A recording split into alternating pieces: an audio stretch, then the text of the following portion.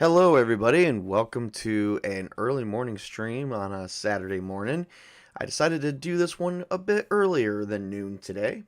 Later on today, I'll probably be busy with family, so I wanted to make sure I have enough time to get one game session in, read a story, and then maybe write a story, and then, of course, hang out with my family. A lot of things I like to do on my days off, and this is one of them. So I do apologize if the stream last night died down. I am not gonna lie. After we lost Frank, the Sasha's son, I became a little choked up because at that point I would feel that nobody would have the oomph to continue. Like we were gonna continue because they still had to go into the town, but Spartacus made he made a suggestion. I went with it. I rolled on the threads list, and that's what we ended up having to deal with. At that time, so that's where we're at. And then he ended up dying, so getting scratched. At this point, Luke and Darnell did manage to dig a grave for at least Frank. They have about 12 others they have to do on the property, but they only have like 3 acres of land to do it. So, I mean, that's more than enough. I think it would be more than enough for at least the grave sparsed apart and stuff like that. So anyway, but they're still got to make a run. Now, granted, the supplies are kind of advanced a couple additional days now that they don't have to share all the protein bars and small snacks that they've got. But still, to some degree, they will like to go out and get some supplies, and I think that's where we're gonna go at. They're getting ready. There's only 9 survivors left. We went from having 21 survivors, 11 nameless, Darnell and Pastor Elwood, of which now I generated a character sheet because now they're no longer NPCs. Now that the situation is going on. No one really slept well throughout the night. So the adventure is going to begin with everybody kind of waking up early in the morning. Pastor Elwood is going to, I'm going to roll some music because Pastor Elwood is going to come out. He is feeling a bit about his strength. So Pastor Elwood and Sasha come out and we start with them at sunrise at Frankie's grave. Luke managed to find some sticks to twine together and find some wood that he was able to etch Frank Valois' name on. And under it, he managed to find a slab of wood and put beloved son and victim of the outbreak. Sasha this is her son, her dependency. She's still got her knee brace on. She's still walking on crutches. That she couldn't be there to protect her kid. Knowing that she couldn't be on her feet for very long. Let's see how well she's holding together. As a parent, I imagine she wouldn't be. We're gonna up the stakes to -9. Definitely -9.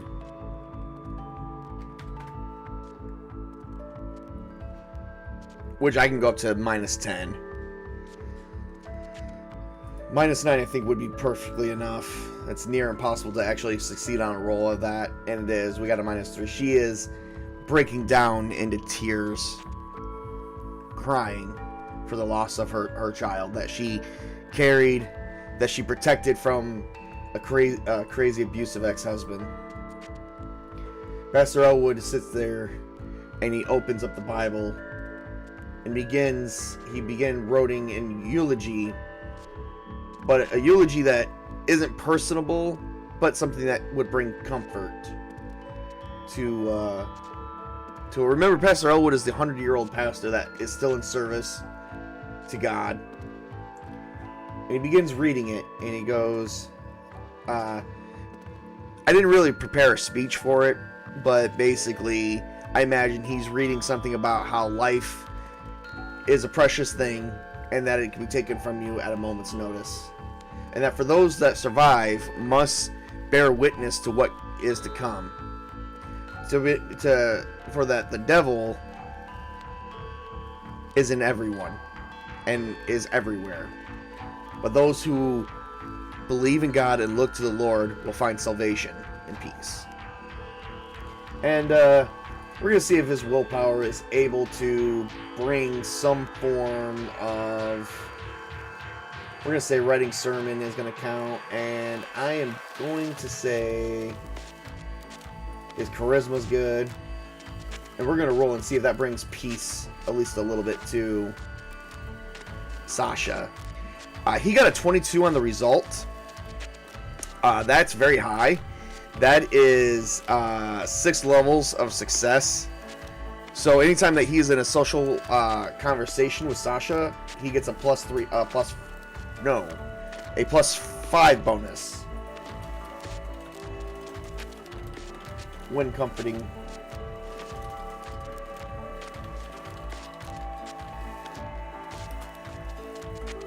And he looks to those that have been left behind and goes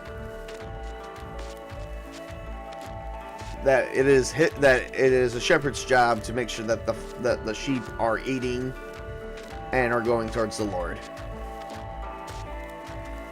And this goes on for about an hour before it comes to a stop.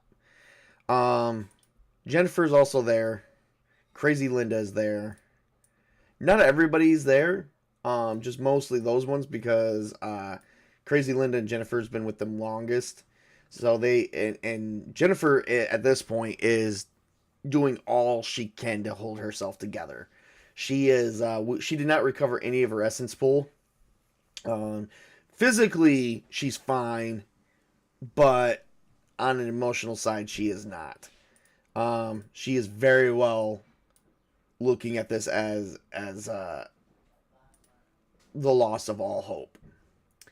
And I'm gonna roll on the nerves of steel and maybe perhaps give her to a since she is listening to this, maybe words will bring comfort to her as well. We're gonna see how well she's holding it together against that 22. And she is holding it together, so she is hearing the words. Linda does suffer from delusion, so I don't think it would really matter to her. Plus, she does have iron will as well. So even though she lost someone that is important to her, or that she looked as a friend, even though he was just a kid, she knew him. And she's definitely holding it together. So, yeah, even though they're suffering the loss of a child, and that this is one of the most hardship things to ever deal with, they are all pretty much holding themselves together. And Pastor Elwood is holding these 3 ladies together as well. As this is kind of going on, we are going to cut to a scene inside the cabin where we actually meet Karen, Luke, Darnell, and Lou.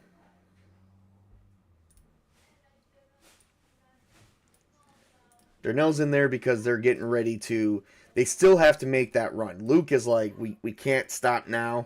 We have to make this run. Because if not, we're going to run out of supplies. And if we don't go now, there's no telling if there's going to be anything in the town that is left. Let's see how well Luke's holding it together, because he's duty bound, so I'm going to give him...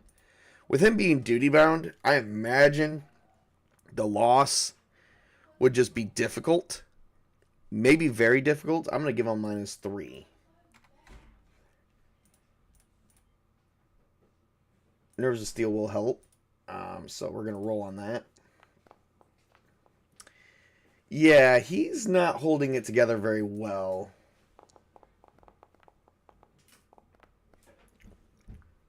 No, not well at all.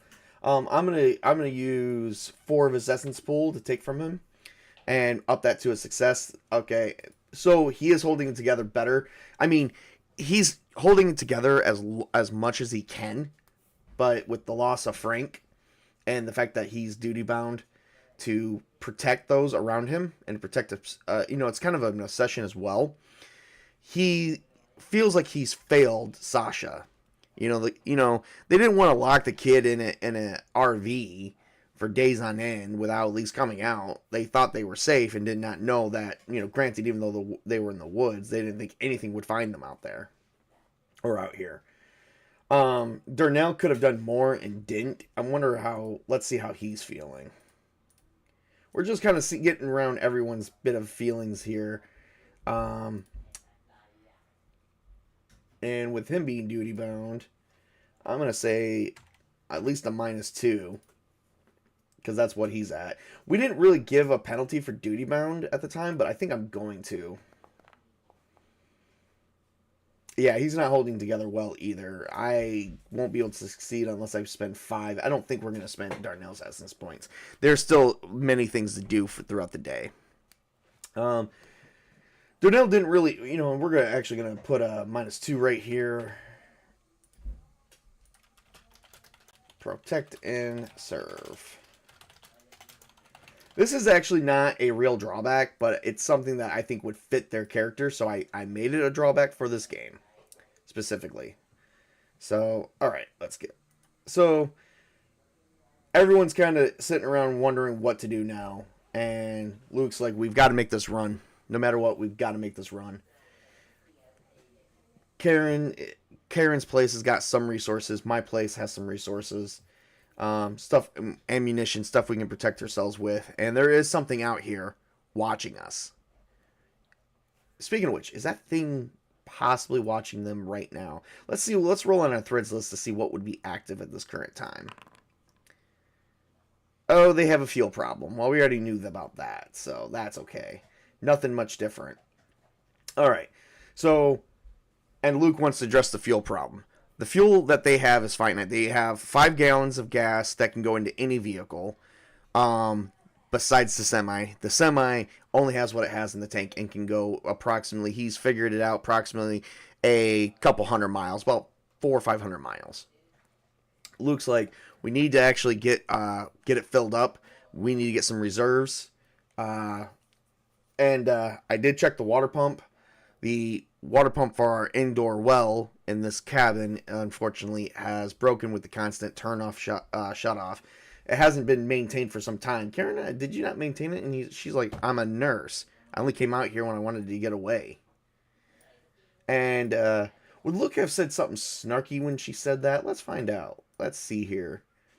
There's some stuff going on against him, so we're going to say a -2 to that. Let's see if he would say something snarky. Oh, he would definitely say something snarky. Snarky it is. He's like, oh, probably to bring men out here and to show off your cabin that you took on our divorce. And let's see how well she will resist that.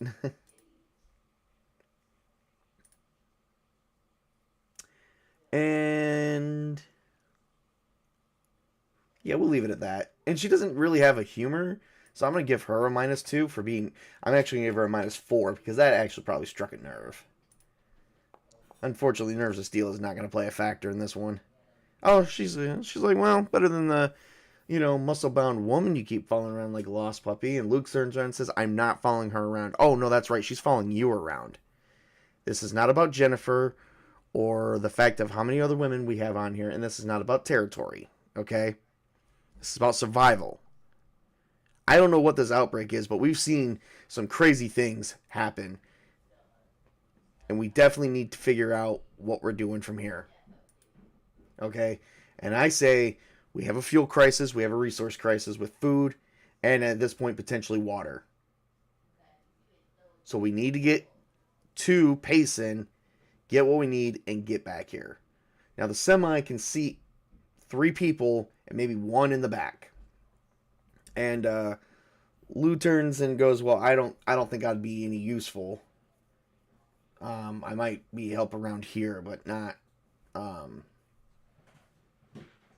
won't be useful going into Payson with you guys. And Luke's like, I do agree with that. I do. And Darnell's like, I went through Payson. There's some crazy people calling themselves the Aura. I was able to get around them and sneak past them without them knowing.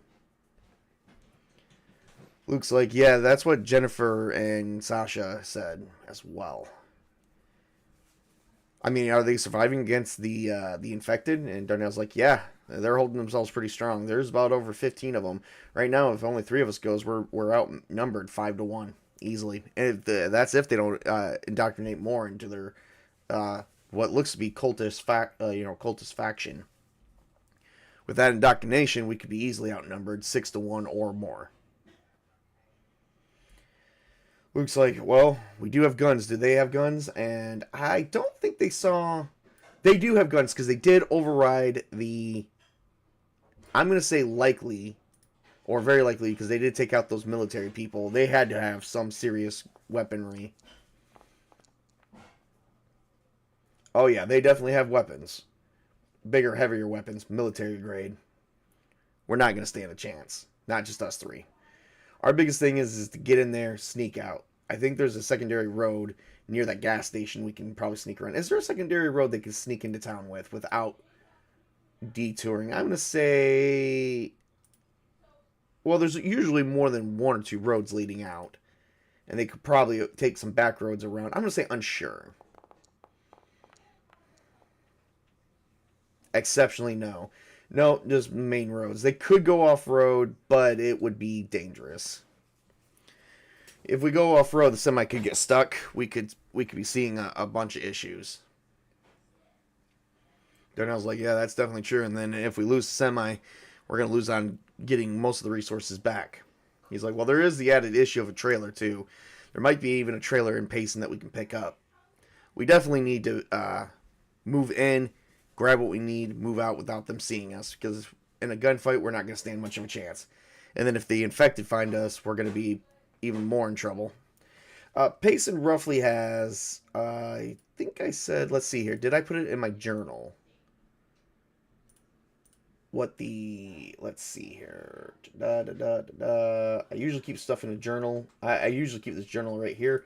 Outbreak regions. Payson roughly had 20,000, population of 20,000. We don't want to run into many infected, but we definitely have an issue there. Most definitely. So, after... And Karen's like, well, we can sit around and talk about it, or we can get ready and go. But all we're doing is burning daylight sitting around here talking. And Luke and Darnell agree. She's like, I'm going to get ready. We leave it in the hour. Assuming nothing else strange happens around here. And she gets up and heads to her bedroom. And Darnell and Luke look at each other. I wonder if Darnell would pick up on the fact that they were once married. He doesn't have empathy. He does have situational awareness, which I think would help in this. I'm going to give that. Yeah, he's got a 14. He's got, that is 3 levels of success. And he turns and he goes, I reckon you 2 were once married. Since you kind of also openly mentioned that. And Luke's like, yep, and she won this cabin in the divorce. Yeah, I gather that. All right, let's get ready. Let's get what we got to get and get going. So we're going to roll for some descriptors on the scene as the scene is moving on, and then we'll be leaving in the next hour. All right, let's roll for some descriptions. Partially. Dry. Ooh, it's a hot day. What is a hot day in Arizona?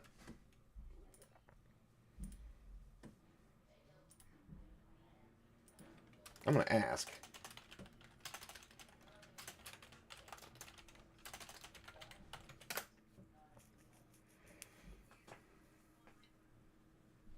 Well, it's also a dry heat, but only partially.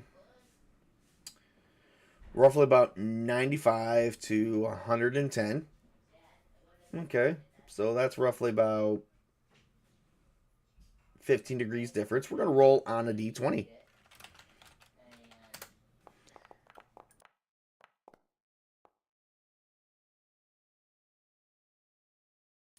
Okay, so it's roughly 5 degrees. I didn't roll a 1, so it's about 5 degrees hotter. So it feels 100 degrees outside, and it is dry. So people are definitely going to be So it is very dry. I mean, it is partially. I mean, this is probably after the first mildew. Maybe they had a cooler night.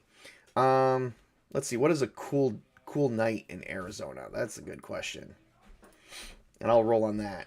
Because this is kind of springtime, and I don't know if it's like everywhere else. So let's see. Cool night in Arizona. Oh, it usually suffers about 30 to 40 degrees. It can drop 30 to 40 degrees between night and day. Whew, damn. So I guess I'm going to roll 2d20s.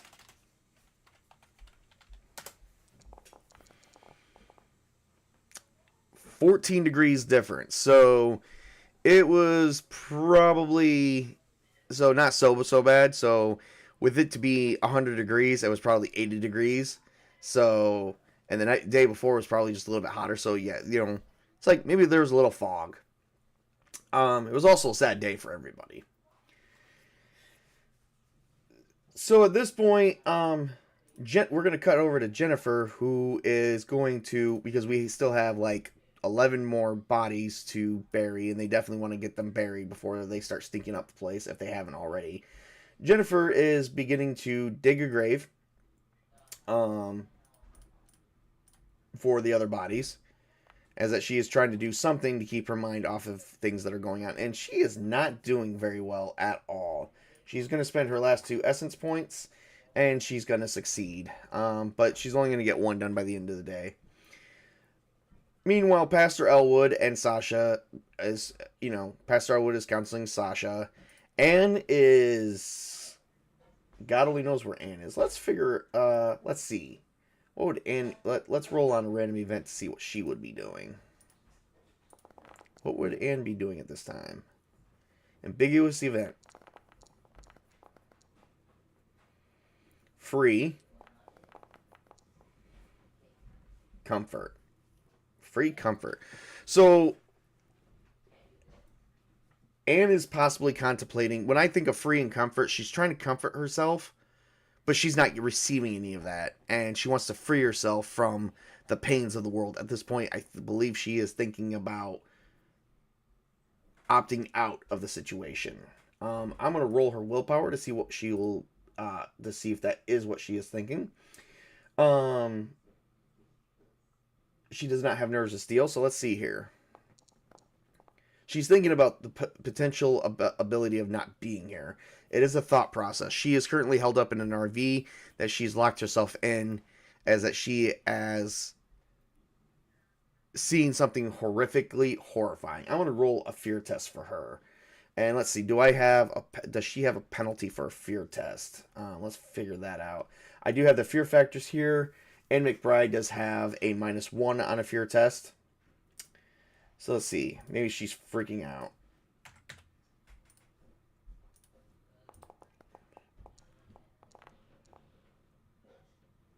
She's not freaking out. Okay. So that doesn't seem like a possibility, but she is thinking of potential possibilities of what she could do to save herself instead of being eaten by cannibals. At this point, nothing else is really going on other than Luke. Lou is just observing. Luke, Karen, and Darnell has gotten their stuff out. Luke powers up the semi, which I don't think they have any keys, so he has to do his hot wiring thingy. Let's see how well he does it today.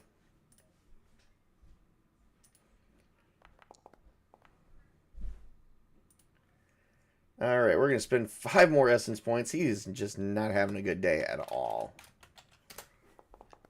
I need at least... Okay, that's good. So he manages to turn it on, and he's like, for once, I'd like to find frickin' a vehicle with keys. Karen looks around as her basically land is being torn apart, and used as now what is a potential graveyard, and it's got everything killing grass. I don't think she's too happy with that. She's kind of greedy, so we are gonna do her Covetus, which is greed. Let's see how well she is. Oh, she's not well. She is pissed.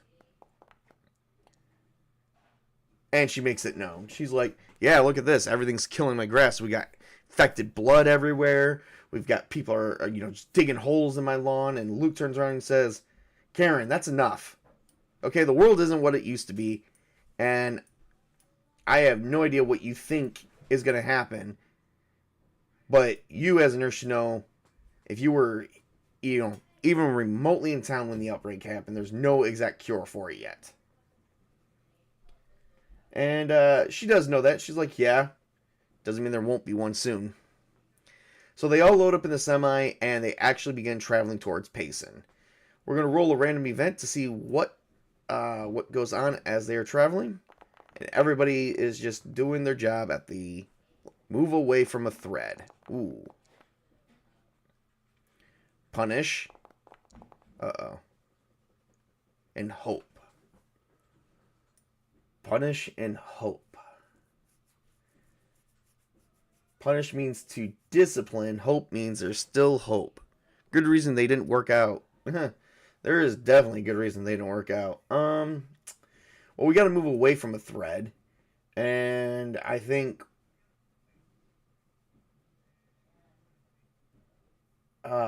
let's see here. Move away from a thread. Bless you. Nope, you're good. Sorry, that was my wife in the back. She was sneezing. Move away from a thread.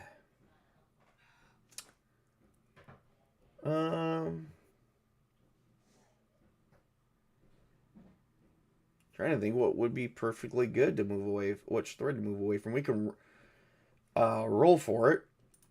Let's see here. See if we come up with anything. A free thread. Old world relics. So the land would. So that would actually make sense. So old world relic was a thread that was active if we would come across something old and new. I believe it was.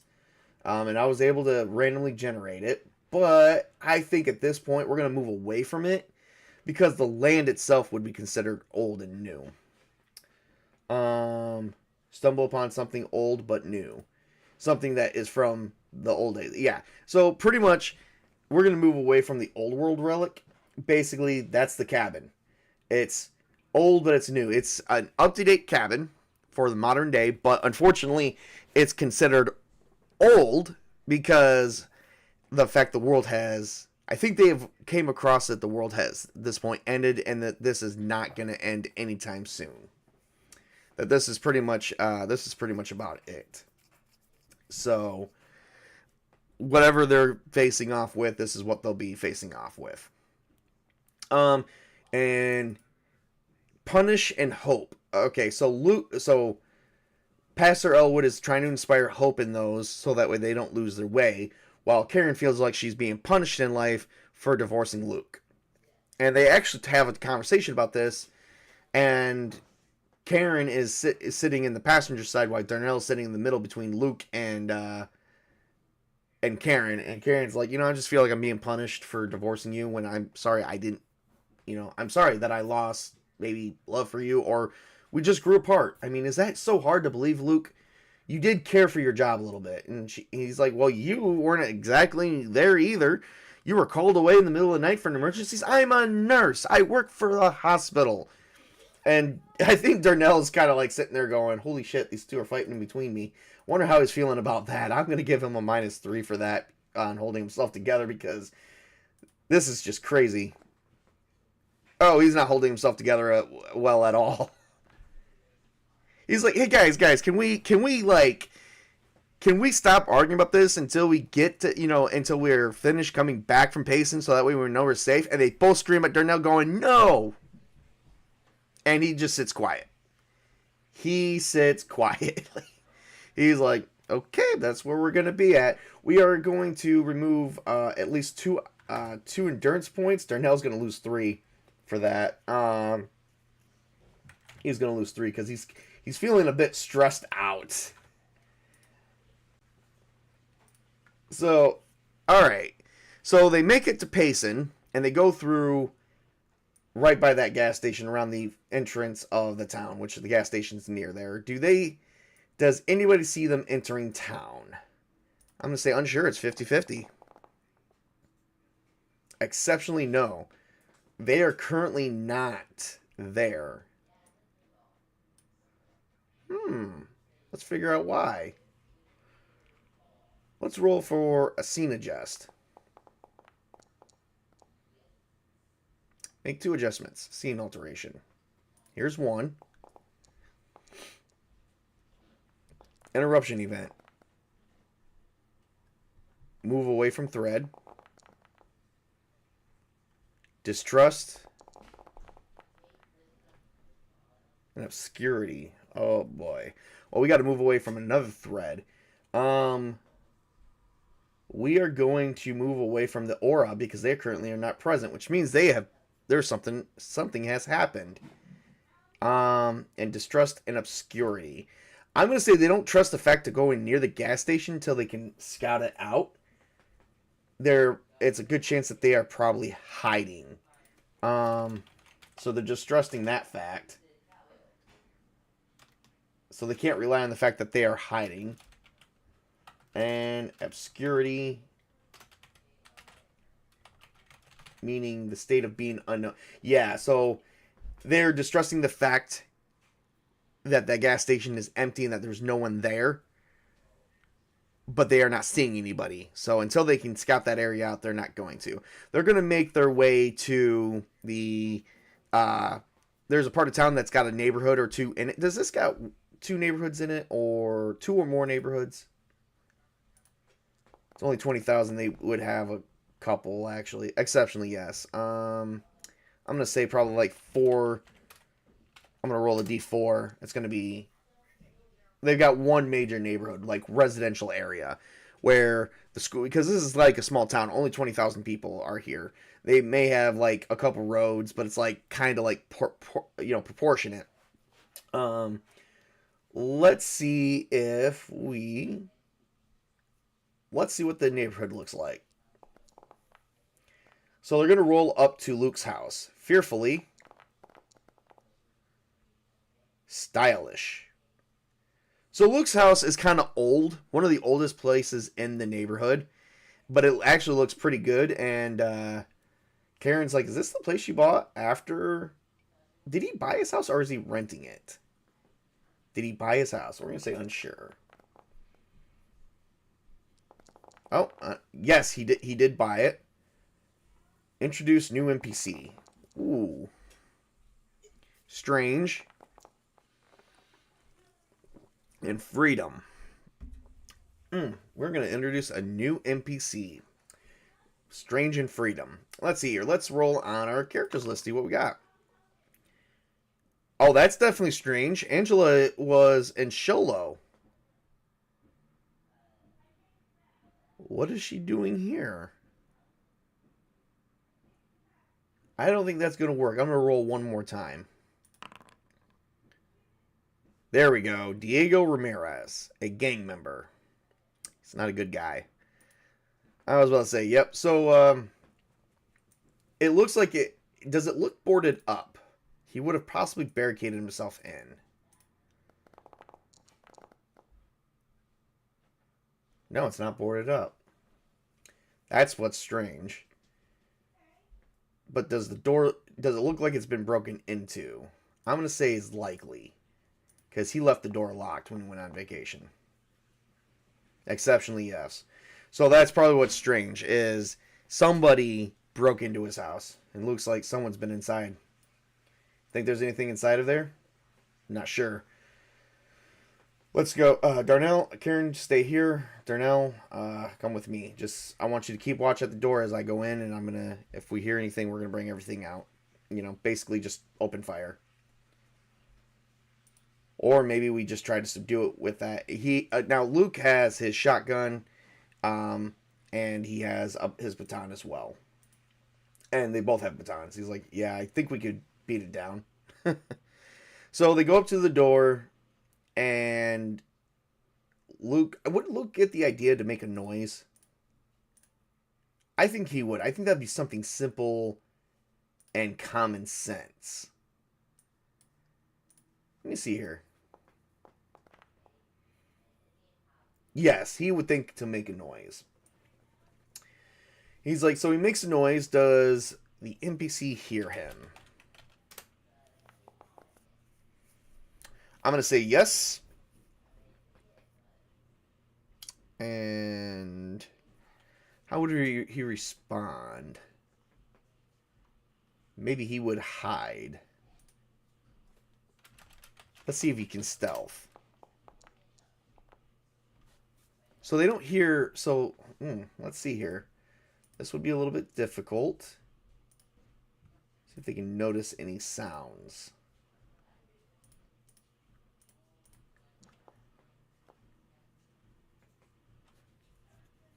That is 3 levels of success. I am going to grant that. He's like, "Did you hear that?" And let's see here. Let's see if he heard it too. He's like, "I heard something." It's like there's something or someone is inside. Stay right here. And Luke puts away his baton and pulls out his shotgun because he doesn't know what's inside and he wants to make sure it's got a spread. So he goes in and he says, "Hello, is anyone in here?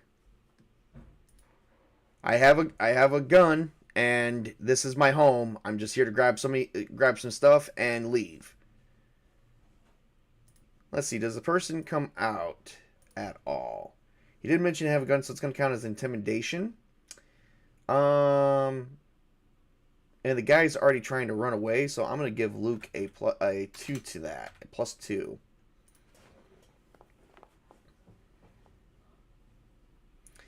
And he definitely intimidates the person. That is 4 levels of success. And he's like, "Don't shoot! Don't shoot!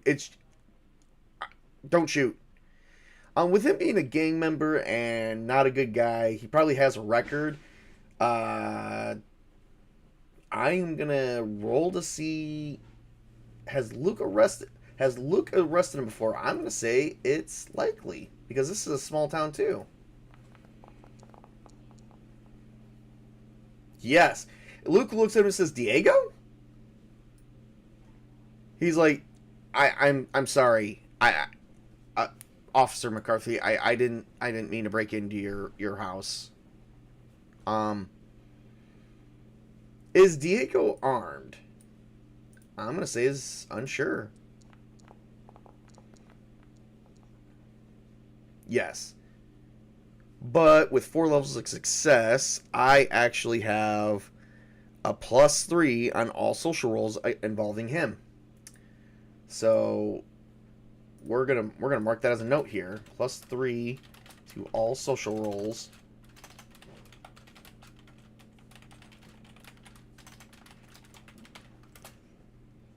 So Diego wouldn't really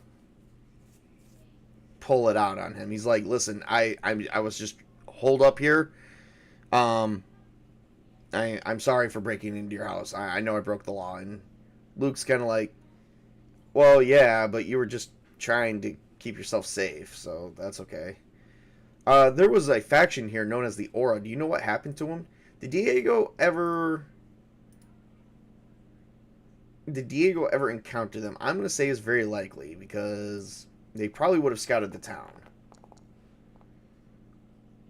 Yes, he's like, does he know what happened to them? I'm going to say he's unsure. No. He's like, "No, I last I checked, they were still holed up in that gas station, so I've been trying to avoid them because I encountered them and I escaped." Do they have more than 15 members now? I'm gonna say he's unsure. No. He's like, I was outnumbered 15-1. I'm by myself. I'm sorry, I just wanted to be free and just hide and not have to give up my stuff to them. Luke's like, well, that's okay. Was Diego. Did Diego commit any major crimes? It's unsure. 50-50. I mean, he's a gang member. No. Did Diego. He committed some crimes, so is it petty theft to greater theft? I'm going to say is likely. Not. He didn't murder anybody. No. Okay. Is Diego a coward? If he hasn't committed much of any crimes, he just got caught maybe associating. I'm going to say is very likely. Exceptionally, yes, Diego's a coward. Not a nice man, but he's a coward. He is secretly a coward. He's been keeping himself, and he's been lying to people, including Luke.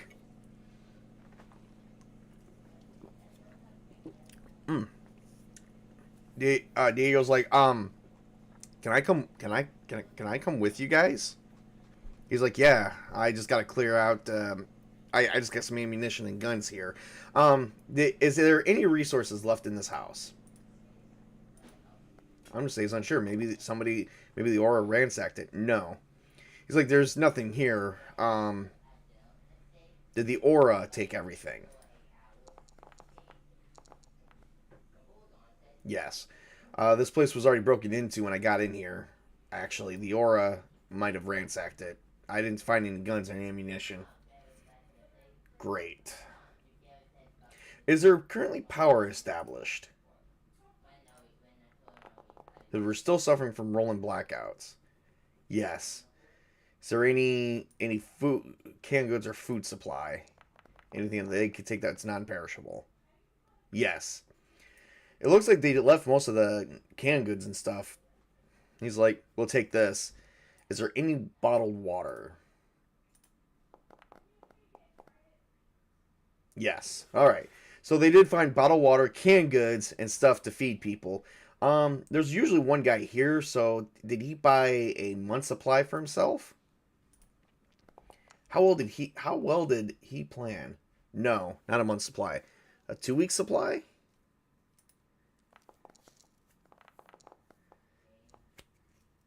Yes. So there's a 2-week supply for a single guy. Okay, got it. Of canned goods and non-perishables. And water. He's like, okay, we could definitely use this stuff. So Darnell, it's okay, come on in. And he says, Darnell, this is Diego, Darnell. He's like, are you a cop too? Diego looks at Darnell and goes, are you a cop too? He's like, no, I'm literally a mall cop. So I didn't make the police force. But I know how to use guns and stuff. How well did, let's see, let's roll. I'm going to say he gets a +2. It wasn't exactly an intimidation technique. So we're going to roll that to see how well he... we're going to spend an essence and succeed where Diego doesn't look at him as like a threat. But also doesn't look at him like he's an easy target. Would Diego want to go with them? Well, he is a coward, so I would say yes. He's like... So Diego looks at Luke and says, Can I please come with you guys? Like, I'm... Literally, if you're going to take all the food and stuff, I was actually surviving off all this. And it's... How long has he been here? Let's see.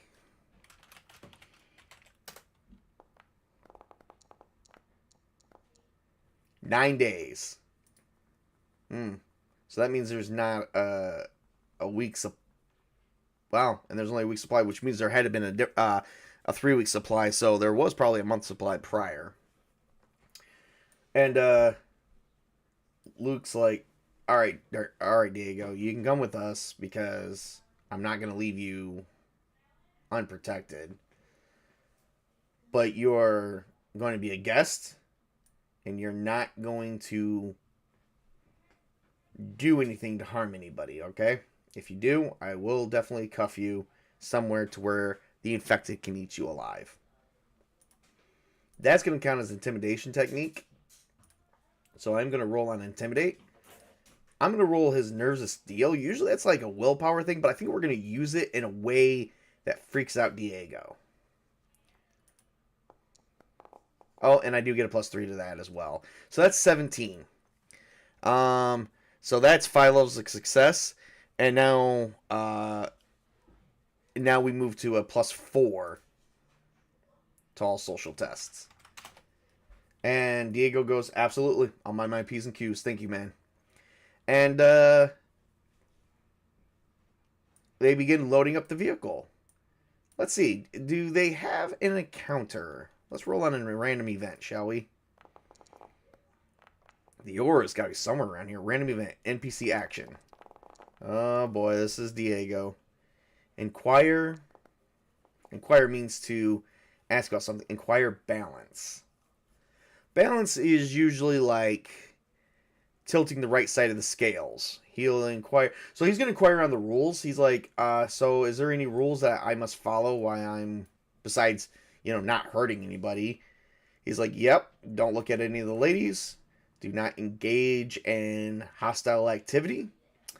None of that. So they begin loading up the vehicle and they tell Diego, until further notice, you can ride in the back, hold on to, get on the hitch, and hold on to the rear wheel until I can get a trailer. He's like, the general store should have a semi-trailer that this thing could pull.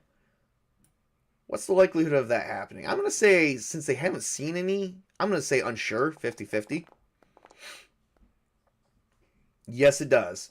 So they're going to inquire on that so that way they can not put all the supplies on their laps and they can start loading up a trailer. So they begin driving to the general store. And let's see here. Do they encounter anything along the way? Remote event. Remote event means something else is happening somewhere. Fight object. Fight object.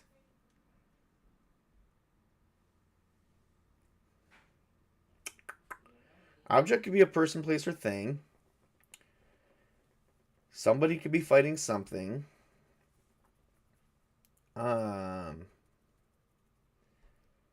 There's a battle going on. Possibly at the... Let's see here. Let's roll on the encounter table. Let's roll a d10 to see if what that could be. Fight an object. Object could be, they could be objecting to something. Let's see here.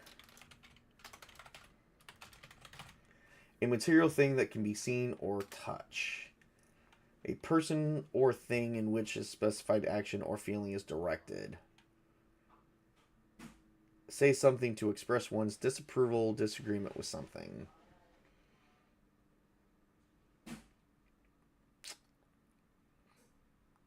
Oh, you know what? Maybe this is currently happening in Karen's head because now that we got another person, Karen is not so sure about Diego, given the fact that he has a criminal record. Her husband knows, or her ex-husband knows him. But she's objecting to say something in her head. Does Karen have... Let's see if Karen has some mixed feelings about this. She's definitely not happy at all right now. We're going to move her unhappiness to a -4. Nerves of Steel will probably be that, but she's probably just... And we are actually going to say... Yeah, this is going to play a factor in it too. So this is not looking good. Okay, so she is resisting to say something. She did succeed on a willpower roll. She is resisting to say something to Luke about Diego. So she's having some definite thoughts about this. So as they're getting ready to go to the general store, the ride is very uncomfortable with Darnell sitting in between Luke and Karen as they make it to the general store, and then they see the semi-trailer. Do they see anything around the semi-trailer? Let's see here. Let's roll on in the encounters. I get on the encounter table, I got a 9. I get an opportunity event and a free question, which means we don't actually have to see anything or anybody around there. The question is what do we see? Let's roll on the descriptions. Cautiously, shocking. We see something caught. We are approaching with caution. Cautiously,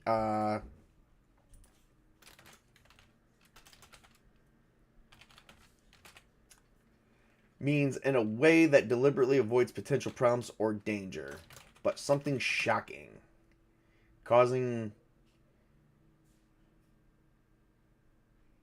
indignation or disgust or offensive.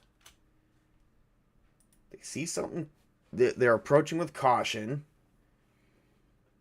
because they're trying to avoid danger, but what they see is shocking. Wonder what they could see that could be so shocking.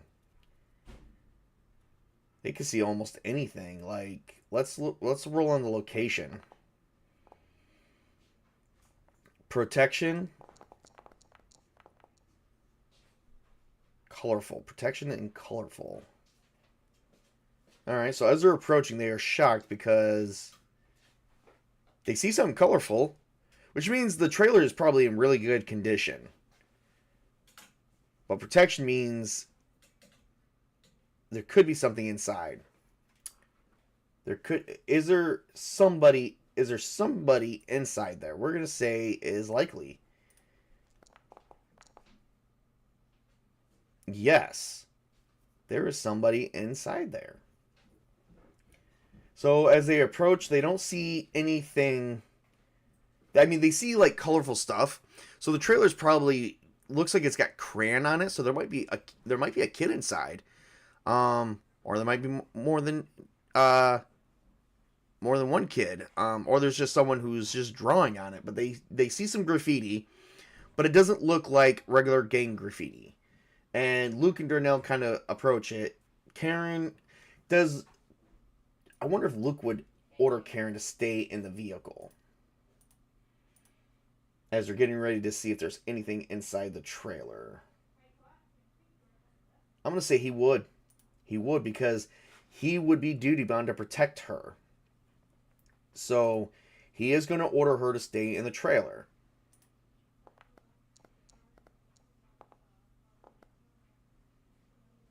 And he succeeds at it. Let's see. He has 2 levels of success. Let's see what Karen has.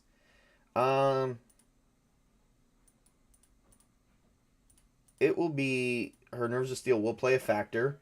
She has an obsession with cleanliness, so unfortunately, she probably doesn't think this will be too clean. So we're gonna definitely say that plays a factor in this role. Oh, she got a 17. Correction, she got an 18.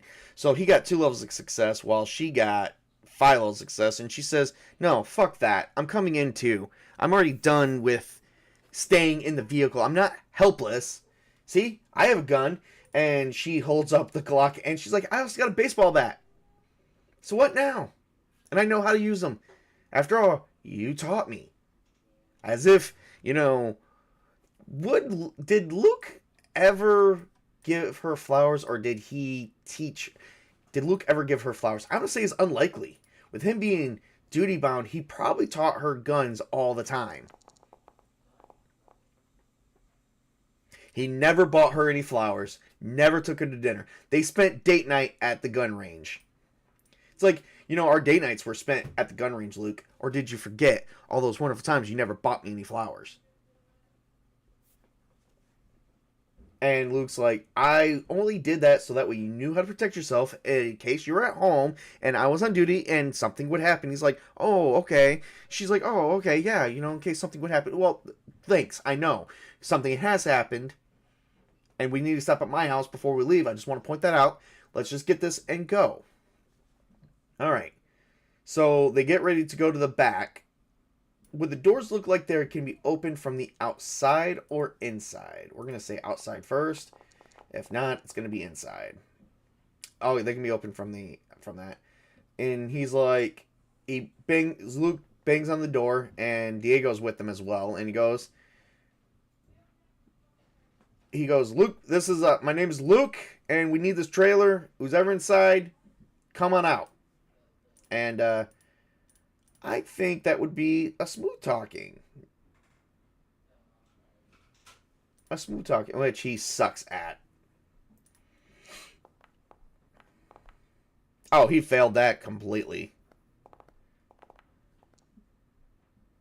Oh, yeah. Karen's like, oh, for God's sake, if there's anyone in there, you probably scared the living shit out of them. She's like, okay, listen, we're not going to hurt you. She's like, let me do it. Crazy guy. Always thinks with arm and force, like intimidation is always going to work. My name is Karen Holt. I'm a nurse here. Luke just wants the trailer. And who's ever inside can come with us. And we're going to roll on that. And we're going to roll on, does she have smooth talking? She does not. That may be something we might work on a little bit later. And she succeeds. And somebody opens up the door. Let's see. How many people? Is there at least 4 people inside? Yes. So there's 4 people. We're going to roll a 1d4. There might be less than 4 people. Oh no, we got 4 people. So we got 4 NPCs. So let's see. We got to fill out the journal again. We found some more survivors. Thank God. We haven't seen the aura. I wonder where the aura is. She's mean. She's normally argumentative argues to get her way. Yes, Karen does. Hey, personality factors. Gotta love this shit. All right, let's see here. We've got Diego Ramirez.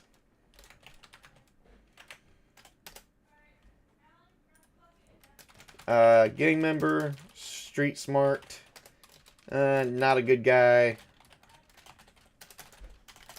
coward. He hasn't really done too much, but he will do. But given persuasion, he can work.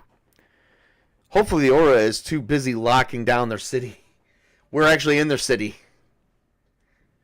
We're actually in the danger zone. All right. So let's see what we got here. 5% of what's 5% of 20,000? I'm gonna do some math here. 1,000. So there's at least a lot more survivors. I'm going to roll on an NPC list here real quick and see what we got here. We got Tanya Brooks. And she opened Country Hunter. Outdoors, firearms, tracking, and redneck. Oh, Lord. Okay. That's weird that she would be found in there. But maybe she was hunting for some supplies. Elena Varga. School teacher. Okay, all right. Let's write these names down. Let's not make them nameless NPCs. Let's give these people some names, so that way we can feel attached to them when they die. No, I was kidding. I'm sorry, that was just horrible. Let's see. Country hunter, outdoors woman, skilled with firearms, tracking. And is a bit of a redneck. So she's kind of got like that southern accent. She's like, she's like, I'm sorry, but this was our home base and we didn't know who you were. I don't have a country accent. Let's see. Can I get a country accent going? Let's see here. I think it would sound more like, let's see. I watch a lot of Turk. Let's see. Jay Ryder, you such a, no, I can't do it. Nope, that's it. All right, but yeah, she's got that that southern accent going. Elena Varga, she is a school teacher. She's got patience. She's disciplined. And protective of others. Also moral compass. Huh. That is crazy. Alright, and let's roll on 2 more. Let's see what we get here. Oh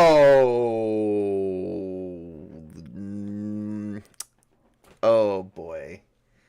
The controlling sergeant is there.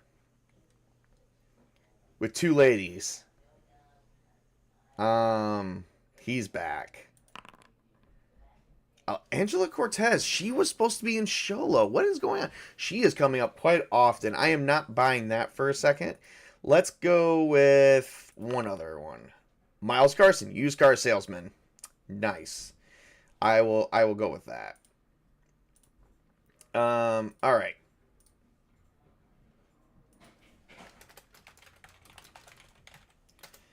Miles Carson. Now, we haven't seen him for quite a few days, so it's possible he's already made it back. So, used car salesman, silver tongue, manipulative, and charming. I wonder, does Karen and Miles have history? That's a good question. I'm going to say it's 50-50. He probably would have hit it on Karen if he needed. Oh, yes. And Miles Carson comes out, and Miles comes out and says, "Oh, hey, Karen. I told him I knew you." And Luke looks and says, "Really? The car salesman? Did they buy their car from him?"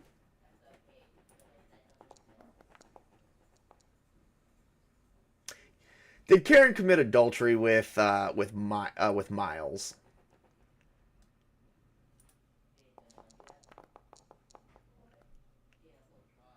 No. Okay. She's like, he just took me out for one date, and it was during our divorce. Luke, I did not do anything wrong in our marriage.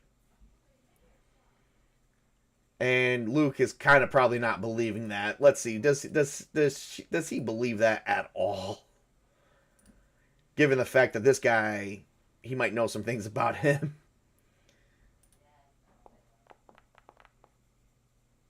Okay, for that, he does believe it. He's like, okay, well, that's fair. I mean, this guy is a washed up piece of shit. And Miles goes, oh, thank you, I guess.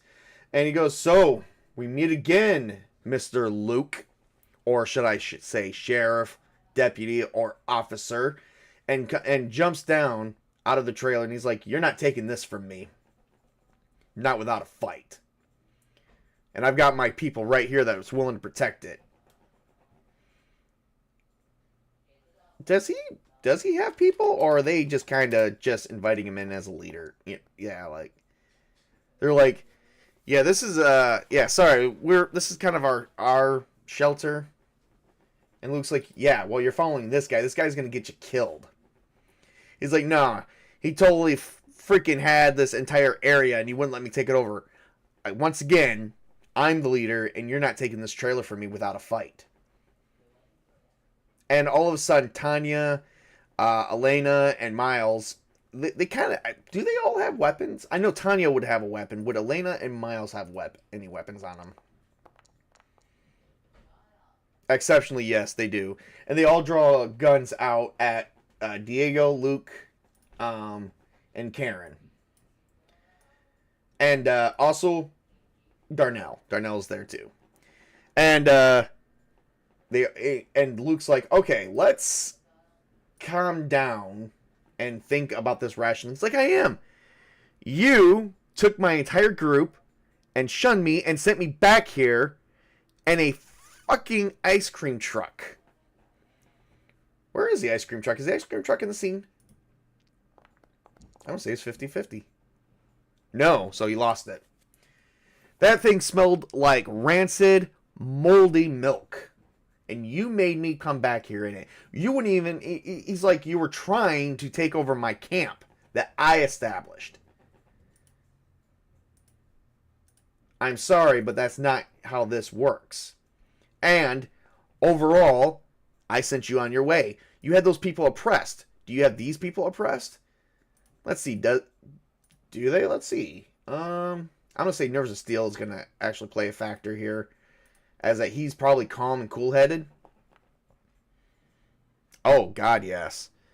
4 levels of success.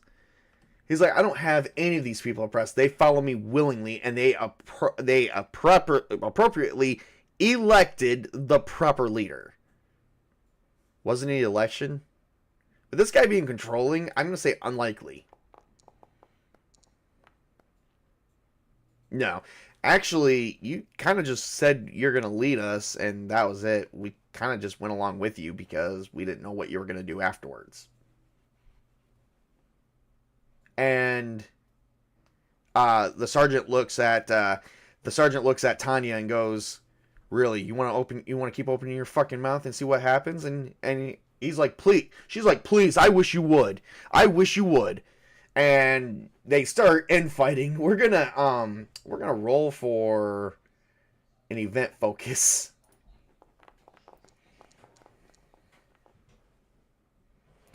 Move towards a thread. Okay. Well, we can definitely move towards the sergeant made a threat to Luke that he might be back for Luke. So we're gonna move towards that thread. And he says, "I told you I was gonna come back for you, and now I'm gonna make you pay. And either you guys can get behind me, or when we're done with you, we can dispatch of you guys as well." Does everybody want to fight? I don't think so. Does everyone want to fight? I'm going to say unsure. Yes, everybody wants to fight. Oh, dear Lord. This is going to end bad. Okay. Karen turns around and goes... Let's see. Karen's going to intervene. She's going to try and get everything calmed down. And she does not have smooth talk. Damn. But she does have charisma. And... Oof. It's going to be bad. I'm going to say we've already escalated. Everybody wants to fight. We're going to get a -2 to this. Best if they just part. Oh, well, she does actually have 1 level of success. She's like, hang on. We don't need to open guns of fire. We're not the enemy here. Okay? And you, whatever your issue is with Luke, okay, the way I look at it, you're 2 controlling men who likes to control every aspect of people's lives.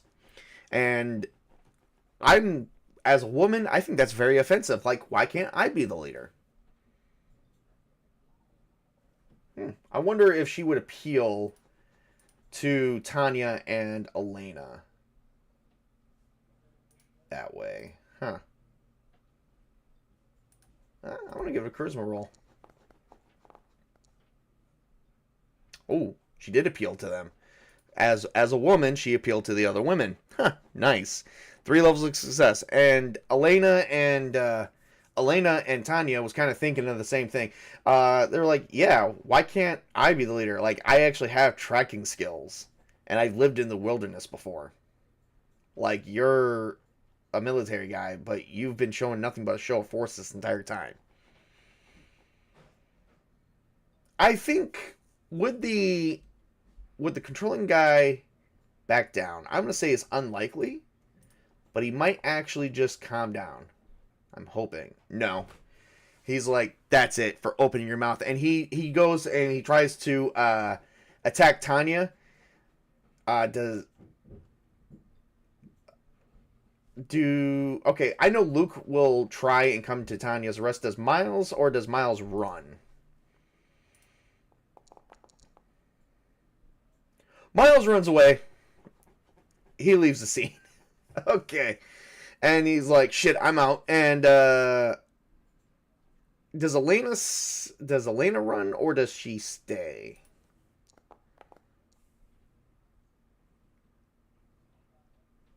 Oh, no, Elena doesn't run. She stays. She's probably frozen in place. And as Tanya and the controlling sergeant gets in the way. And Suddenly, Luke turns to the sergeant and goes, "Don't even think about it. You're outnumbered and outgunned.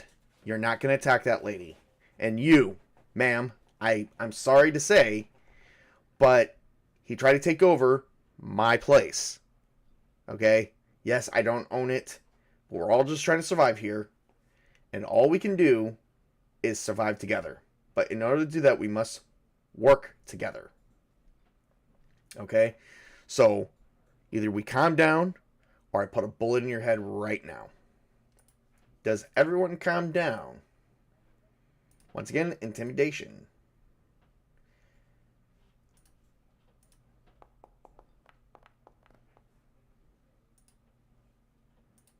No, and I'm not wasting any time.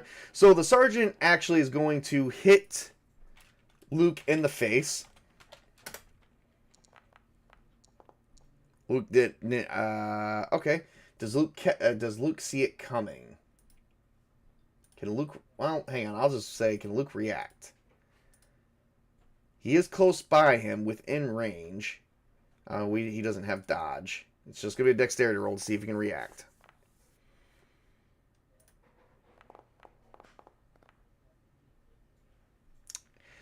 So he hits. So he gets hit. Luke gets hit in the face.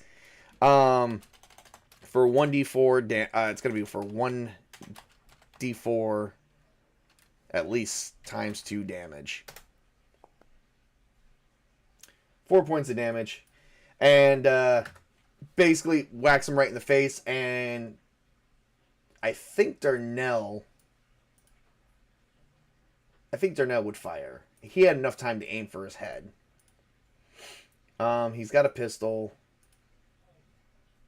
Situational awareness would account.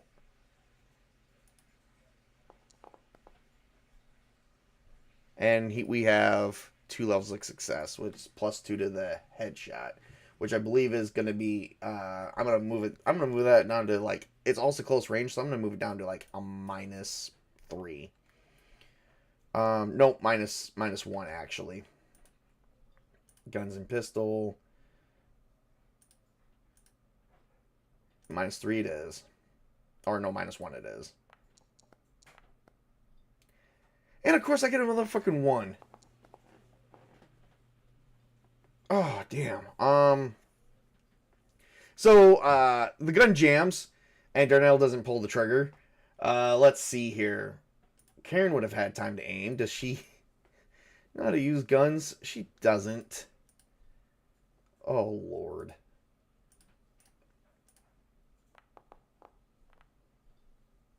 Alright, 2 levels of success as well. And that will be exceptionally close range. And let's see here. Oh, she got it. Married to an officer, she doesn't know how to use a gun. It's not a skill, but I think we're gonna fix that at some point. But that was 3 levels of success, and she does do a perfect headshot. Blows his, hits him right in the head with 1 bullet. And that's going to do, regardless of which, he's dead, but that does 12 points of damage to him and kills him. So she manages to blow his head off, and the blood splatters all over Tanya. And the sergeant goes down. And Karen pulls out some cloth. Did Karen manage to bring any cloth with her or any supplies?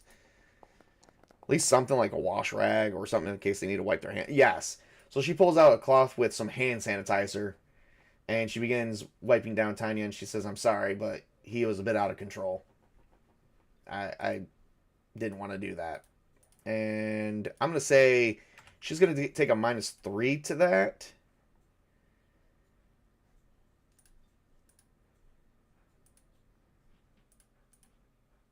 And her charisma is going to play a factor.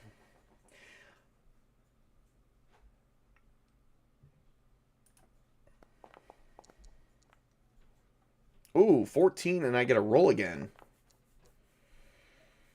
14. So that's a +2 to... Okay, so she gets a +2 to all social rolls.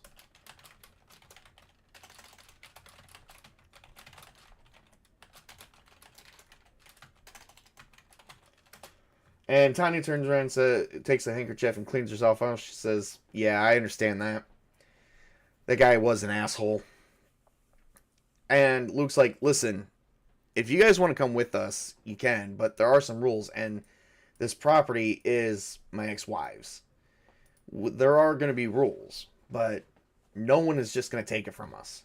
That's just simple as that." And Tanya's like, "No, I get that. So you want the trailer? That's fine. As long as we can come with you." Do they have any supplies in the trailer? I'm going to say it's likely. They had to have been surviving somehow. Yes, they do. Nice. Is the trailer half full? At least half full. I'm going to say unsure. Exceptionally, yes. No, it is. I mean, it's half full, but it's more than half full. We're going to give it 3/4 a roll for that exceptionally, yes. And she's like, "Actually, we made beds up. There's plenty of resources in here, like food and water, non-perishables and water that we've been collecting throughout the town." And Luke looks in there, and he's like, "Holy shit, you're right. There's enough here to feed a ton of people for a while." She's like, "Yeah, that's the only reason why he didn't want to give it up." And they notice that, and Darnell's like, "I think the other guy ran away." Did Darnell see where he... Well, no, they weren't even looking as he probably ran. He's like, "Well, if we see the used car guy, if we see that car salesman, we'll pick him up along the way as long as he follows the rules. But looks like he ran like a bitch." And Diego's like, "Yeah, he did." All right, so they are packing everything up inside. It can be opened from the inside and outside. Luke actually... Did anything hear that?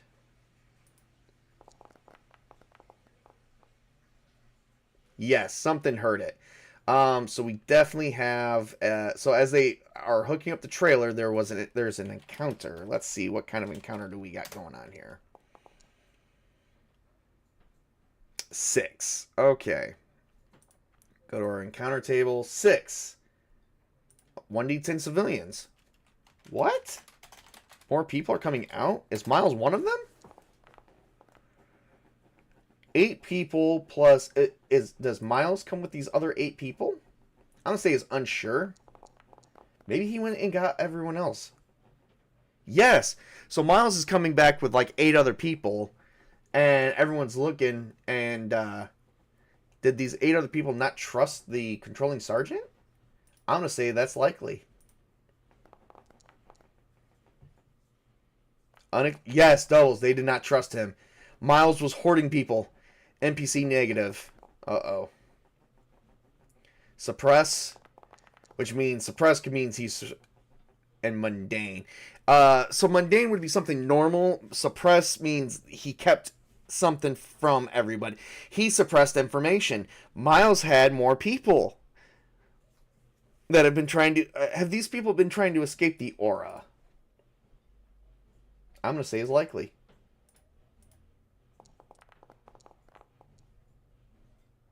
Exceptionally, no.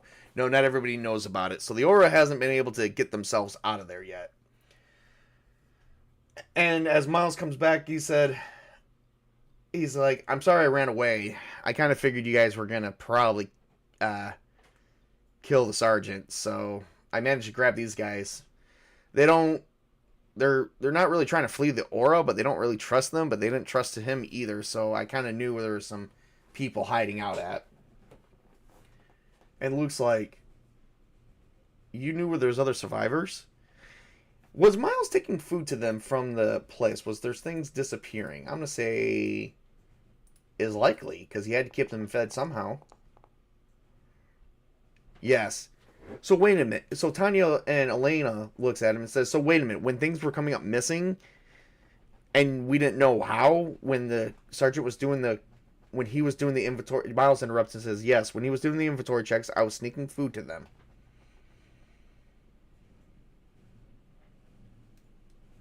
And... oh, man, I'm not sure how they would feel about this. But Luke is duty-bound to do whatever. Karen's against it. And he's like, "Well, if we're hooking up the trailer, can everybody fit in the trailer with the goods?"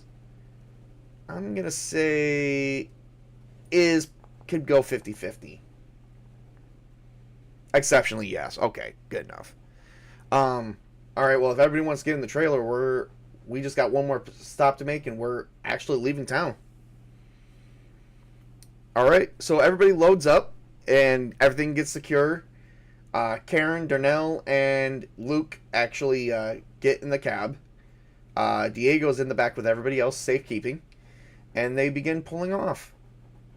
And Luke's like, I've actually did not expect to find this many people here. And Karen's like, well, you just have to save everybody, don't you?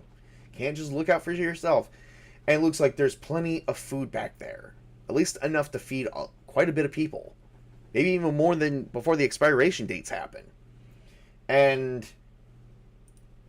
it doesn't matter. Karen's just not happy. She's kind of greedy. She's picky. Let's see. Is she happy with what he said? Let's see here.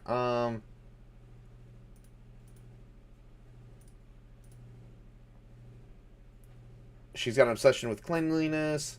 She's greedy. I'm gonna say another -4. The odds are against her at the moment. I'm gonna say nerves of steel. Kind of. She's just keeping her nerves down. But let's see how this works. Oh, yeah, she's keeping everything. She's like, yeah, I get it. Survival by numbers and survival of the fittest. You always taught me that. Is the secret that he was never really was? Is the secret that she's been keeping regarding the divorce and marriage the fact that Luke was never romantic? Is that the big old secret? No, that is not the secret. Damn! I want to know the secret regarding their marriage and divorce. There is something going on. Did she get pregnant?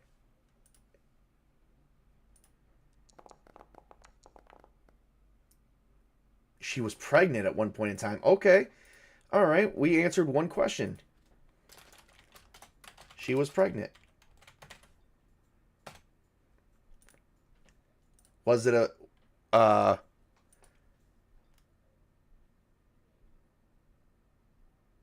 Did she have an abortion? She did. Okay.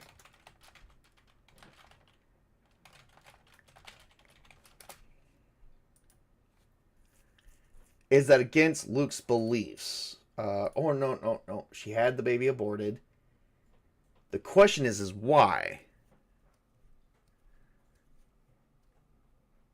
No, but this is a secret. See, that's the thing. That's the thing, Chris. Luke is not aware of it, possibly because he was not, with his drawbacks. I don't think he would be for it at all. He would have been happy having a family with her.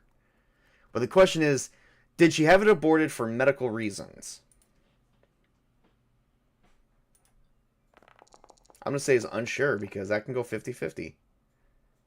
There was a medical problem. We're gonna say medical concern. Okay.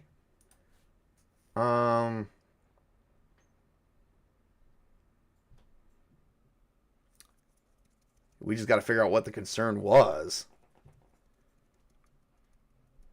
Oh Lord, she is harboring a dark secret.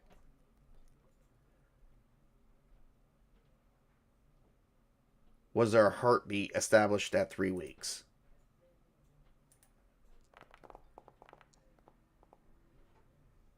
Exceptionally, yes, there was a heartbeat.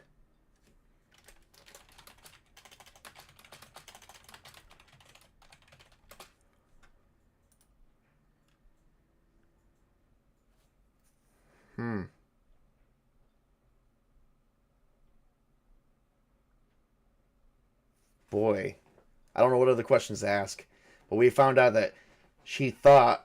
So as she's arguing with Luke about how disassociated she was from their love, she thinks back about the time that she was pregnant and that finding out that she was pregnant and that how she was going to tell Luke. Did she abort it for not wanting it? No, it says that there was a medical concern, but there was a heartbeat. Was there? Oh, I guess did she want the baby? I imagine she would have. I mean, she is kind of greedy. I'm gonna roll on the willpower to see if she is. I can't imagine she being completely devoid of emotion as a person. Um,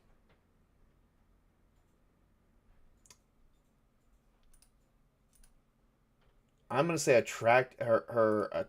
Well, that is more like for her looks. I'm gonna say I need a sense of reasoning here.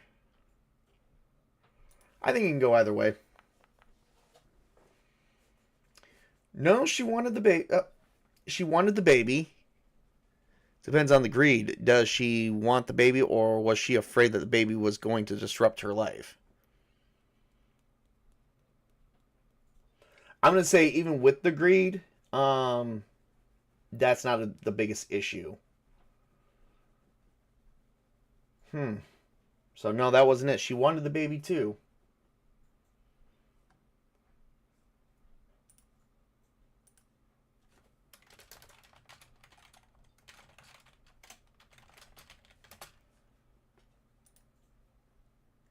But there was a medical concern. That is very enlightening. So she thinks about it and then thinks about was the medical concern a great risk? I'm gonna say he's unsure. Yes. So it was a great. Okay. So that's question number 6 about the secret. And I only get 20 of these. I only allow 20. It was a great risk. What the fuck?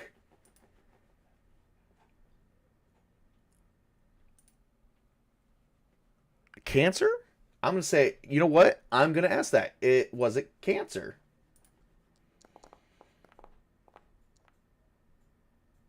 Yes.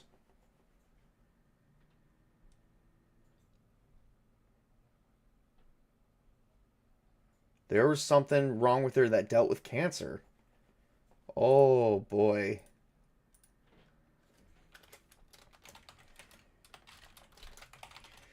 Did she did she try to tell Luke about it? And did she try to tell Luke? I'm gonna say he's unsure. We're gonna roll this on percentile. She never told Luke. Did she tell Luke in fear that it would break him?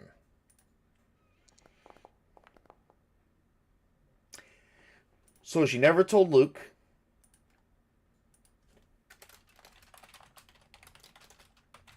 And it was out of fear it would break him. Does she still love Luke? Now that's a question. I'm going to say unsure. Does she still love Luke? Is that why she's mad at Jennifer? Yes.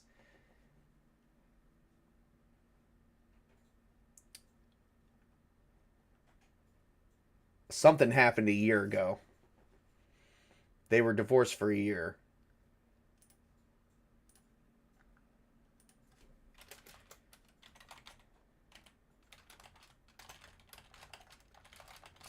Secretly still in love with Luke.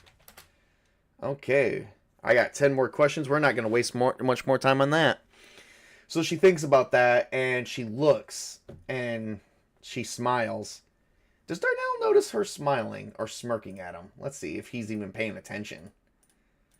I'm going to say he's not quite paying attention, as he's just worried about getting the fuck out of here. But situational awareness would report to danger or anything that, if the situation has changed, I would say that would play a factor. Oh, he notices, but he doesn't know why. All right. Let's see. Let's see what kind of issues they have on the way to her house. NPC action. Uh-oh. Ambush. Oh, shit. Alright, so we are going to take a quick pause here. We've been playing for about an hour and a half. As they're making it away to her house, they are actually being stopped along the way. And we are going to take about a 5-minute break, and we will be right back.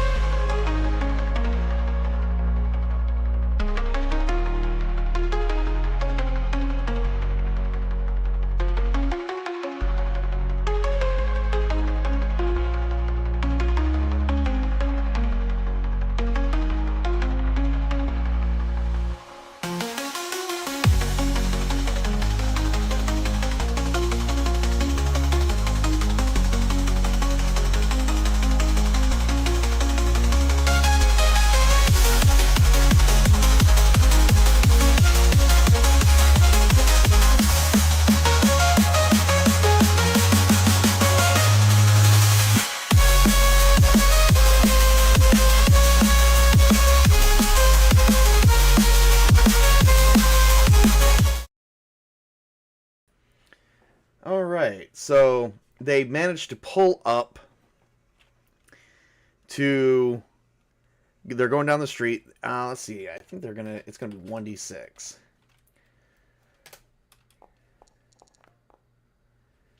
They only see one. They manage to pull down the street going to Karen's house, and they see one person standing in the middle of the road, holding up his hand, signaling them for the stop. Is this guy part of the aura? I'm going to say is likely.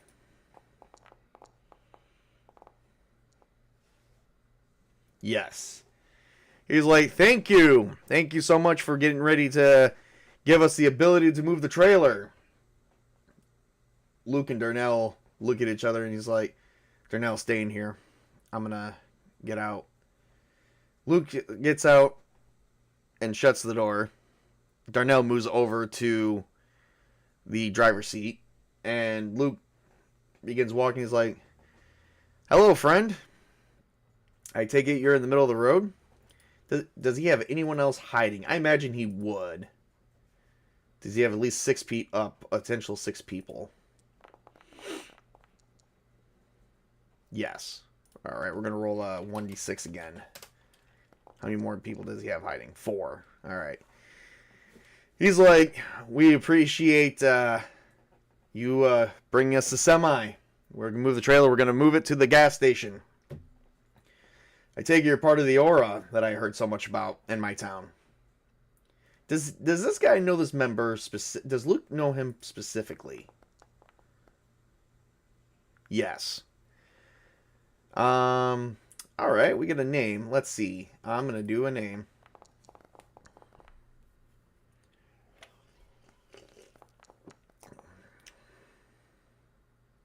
Nicholas Robert. Nicholas Robert? No, Nicholas Roman. Nick, it's me, Luke McCarthy. We know each other. Was Nick part of the police station? Yes.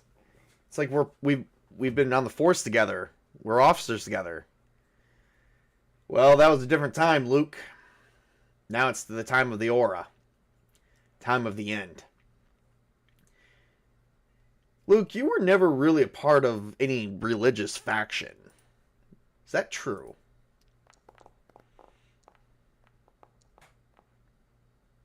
Yes. He's like, that's true. But this is our time now. The military didn't really help us much. This outbreak happened. People have been getting sick. Now, I've got 2 people positioned to blow the tires on the semi. You can either let me take it back and you guys walk out of here with everything you have on. Or there's a second option. You can join us and allow me to escort you guys to our the gas station, so that way we can at least fuel this thing up. Do they still have diesel fuel? I'm gonna say it's likely because they are hoarding it. No. With whatever fuel is left in that semi, that's all we have left. The diesel has been taken, and all we have is unleaded. But we could use this to at least get some more supplies for the area. At least enough to last us the next year or 2. Maybe. And you guys are willing to join us. Now, if you don't want to join us, all we're asking is for the semi and every piece of resource you have inside of it. This includes people who are willing to come with us, people who are not, and this includes all the water and food you have in there. Luke's like, Nick, I can't do that. I've got to have this to survive. I've got people that are depending on me as well. Let's see. I'm definitely going to give this a -5 because Nick does not care. He's like, you know what? I'm going to spend 2 essence points. He's like, I understand. They go and get them. Have them join. We will create a community here. Retake our town. We can begin walling it off. Keeping the infected out. protecting ourselves, isolating ourselves. But there's no way you're leaving with anything. Now, I can shoot the tires and we can take it by force. And we can start carrying stuff back, and we can kill everyone who's here. Or you can just walk away. Do they know about anybody in the trailer?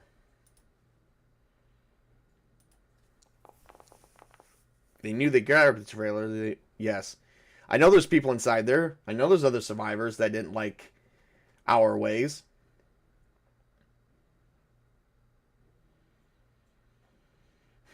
Luke just begins to turn.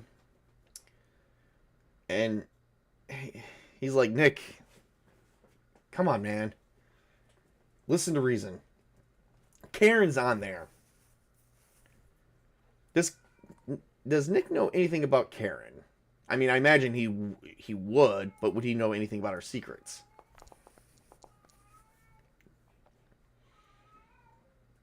Yeah. He knows she's on there. It's like, I already know. I know you and Karen were divorced about a year ago, before all this happened. She's welcome to join. You know, we're all like family. But again, you're not leaving with a single bottle of water, a single protein bar. Nothing. Do you understand what I'm telling you? And you're not leaving with that trailer.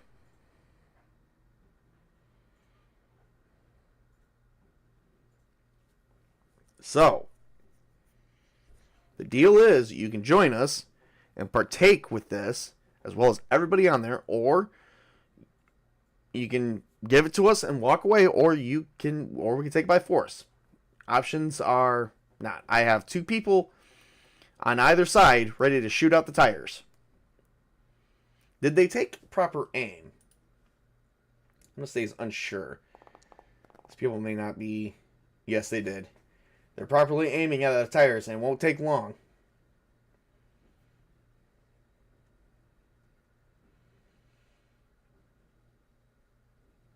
Ooh, this is a hard decision. What would Luke do? What would Luke do?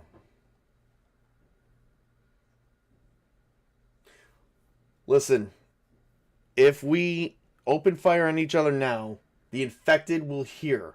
If there is any infected left in this town, any noise will attract them.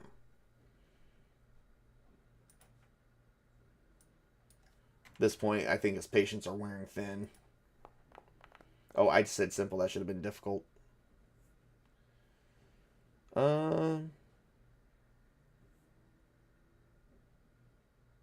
Let's see, -7. It was willpower, so that should be a -4. And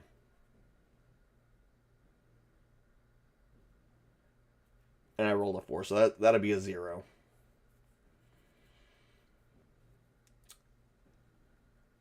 Luke, you're not giving me any choice. Okay? Just give it up, please. No matter, I don't care if the infected come. I don't care about any of it. I'm going to roll to see if we can interrupt the event with an encounter. Oh, I got a 3. That is 1 thug. Oh, great. So all of a sudden, they hear this noise. As it just walks out from one of the yards. Luke looks, and so does he, and he's like, "Let me demonstrate." Do they get a? Does any of them get a perfect head target on that thing? No. He snaps his fingers, and the people begin opening fire right on the thug, and right on this, and it does drop them. But they manage to do a headshot at some point? Yes. Which drops him. Does anything hear it? I'm going to say is likely. No. Damn, that was the only one that's around. Um, Hang on. I think Luke is going to try and do a drive check. He's going to race back. I don't have any athletics. Damn, this sucks ass. Nerves of Steel will count. Maybe to breathe. Ooh, I got a 10. And I got a 17 total, which is 5 levels of success. Nice. This was definitely well. All right, and I get to times it by 2. So he's gonna kick it into gear, and he's gonna turn. He's gonna plow through the. He's gonna plow through the guy. He doesn't. Driving does not work in this one. I just get a 2 modifier, so I get an additional 3, and then I think I get. All right. He's gonna get a +6 to this. All right. So, and he begins. Oh, wait a minute. Not additional, but it would become a simple task. So a difficult task becomes a simple task. He jumps in the driver's seat. He pushes Darnell over, and he just begins driving like a bat out of hell. And he succeeds. As all right, and let's see do they manage to shoot out a few tires? I'm gonna make it kind of hard. Oh, that's a 1. That's a 1. Did the guy bounce out of there? You know what? I'm gonna say no. As Nick looks around and begins to smile, he has this like shit-eating grin on his face as he gets plowed by the semi and ran completely the fuck over.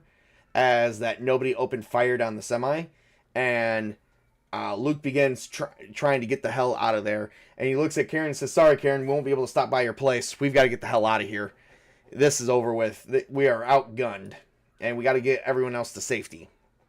And I think she's pretty much okay with that, given what we found out. She is okay, and they begin leaving town. And let's see, let's pull an event focus, shall we? NPC action. An NPC action. Let's roll on a thread. See here. Oh, no, he's done. I got to get that one out. They already eliminated his ass. Yeah, we're going to move away from that thread. They already said that, like, so they found out that there is no fuel for the semi at this location. So they did find that one out. Let me update that. Oh, we'll definitely have to update that. That at the rest area. And pretty much the fuel hunt has been updated. So, all right. Probably some of the NPCs are probably freaking out because they feel like they're in the back. So you're in the back, unsecure in the trailer, and I'm imagining they're kind of like moving around as they're trying to leave the town. We're gonna actually start some music up here. Luke races out of there. They've probably been here for about 3 hours, so I'm gonna take away 6 endurance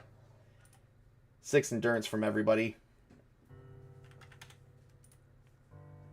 From the people that I can, which is going to be these ones. Luke sees as... Does he see his town burning? I think it's likely. There's probably still fires happening. No, but he does see his town being taken apart. He sees abandoned houses that have burned down. As he leaves, they do make it towards the... gas station. Did they see anything at the gas station? That's surrounded by cars. No. It looks like it's just empty. So wherever the rest of the faction members are, they're definitely not there. Luke takes his time. He doesn't actually slow down. And I need another drive check. This one would be difficult.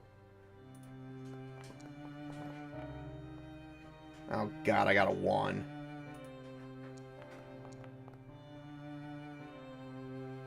I'm gonna roll.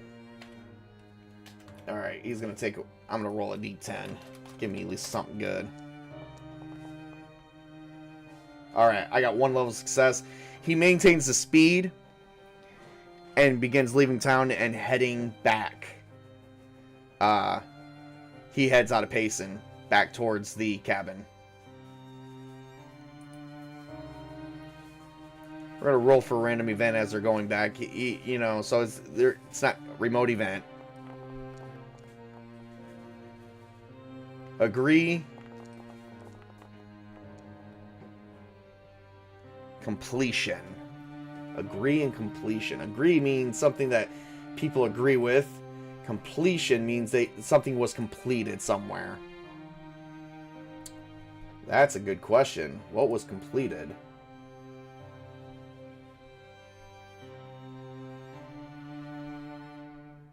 Huh. Something was completed. Not sure what it is.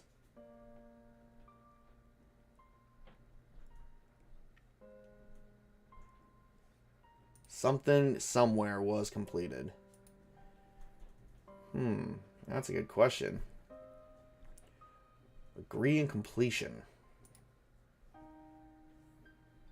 Let's stop that right here as they're on their way back. Oh, you know what? Somehow they managed to complete digging of all the graves. We're going to actually take that as a bonus action. As they're on their way back to the cabin, Jennifer managed to complete digging all the graves. And I'm actually going to I'm going to force her to actually, we're going to see how well she's tired. She has to complete 12 of them, so 24.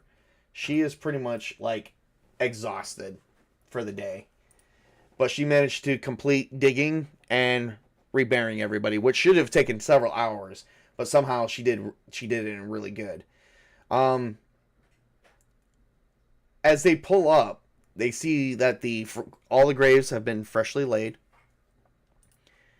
And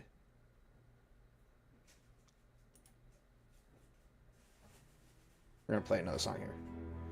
As they round the semi and they approach the cabin, Luke and Karen and Darnell notices that that Jennifer completed all the graves. She's like sitting on a picnic table, sweating. But all the graves have completed, all the bodies have been buried. As they come in with the new trailer. Jennifer sees it and begins meeting them as she sees the trailer, as well as Anne and everybody else that is there. Crazy Linda, Lou, and Luke, Darnell, and Karen get out, and they reveal that they have found some additional survivors, and they found additional supplies, enough to last for a week, maybe 2. Is there enough for 2 weeks with everybody currently here?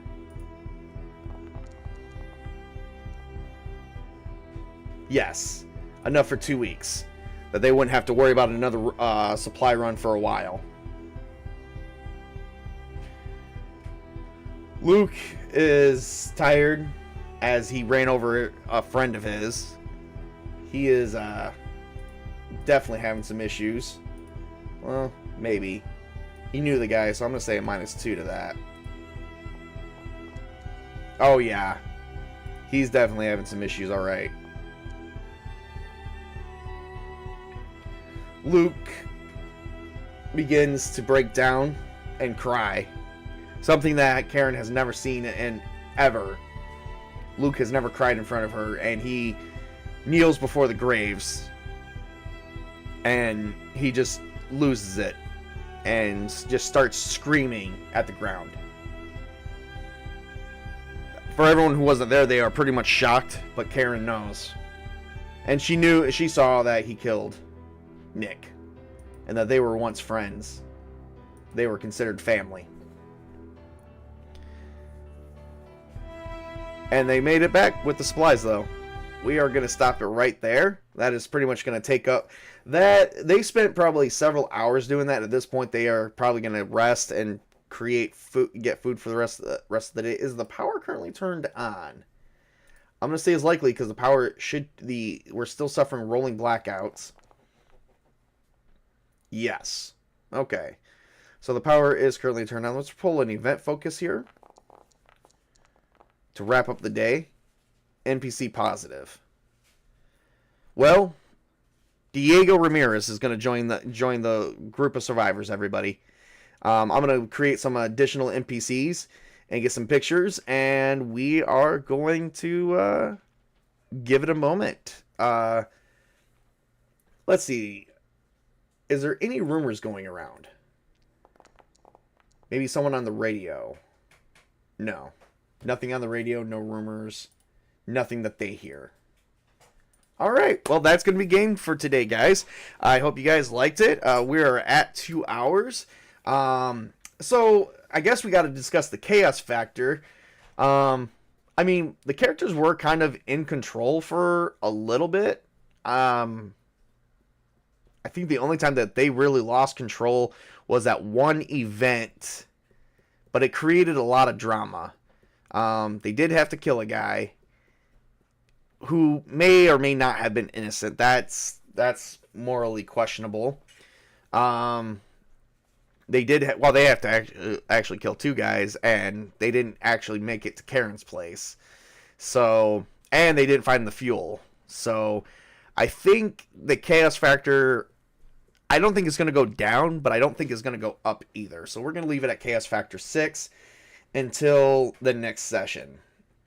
And I think that is going to... And they've got enough food to last for 2 weeks. Plus, they got 8 additional survivors, including... we get to add that to our journal. So, 8 additional nameless NPCs.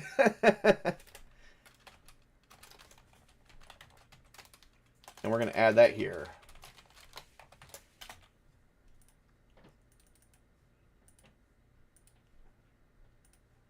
And the controlling sergeant he is dead.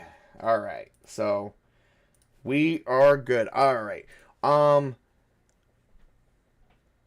Things are growing. Yes, they are. Actually, let's see here. Let's see who we have here. Diego Ramirez we have. We have the controlling sergeant's gone. We have... Let's see. Elena Varga, Miles Carson, Tanya Brooks. We still have Clyde, Ann McBride is out. She's currently here. And I think everybody else we have. I wonder if they're nameless so I can roll on them. I wonder if there's an NPC that we recognize and we just didn't recognize yet. Clyde Mathers! So, well, actually, Darnell, Karen, nor did Clyde Mathers was Sasha. And Sasha only is the only one that knows him. So, as Sasha sees who's getting out, she recognizes Clyde Mathers. He was the guy who did not want to leave his shop. He finally left. And he made it to Payson. And he was all the way in Creta Ridge, which was a few miles northwest of Payson, I believe it was. So, yeah, look at that. So now we're down to 7 nameless NPCs. So there we go. Clyde Mathers.